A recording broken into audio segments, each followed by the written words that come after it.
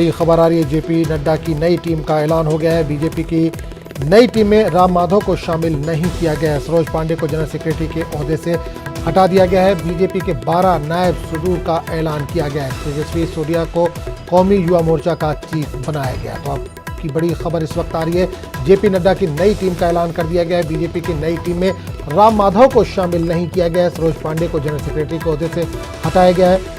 BJP के 12 नायब सदूर का ऐलान किया गया है। तेजस्वी सूर्या को कौमी युवा मोर्चा का चीफ बनाया गया है।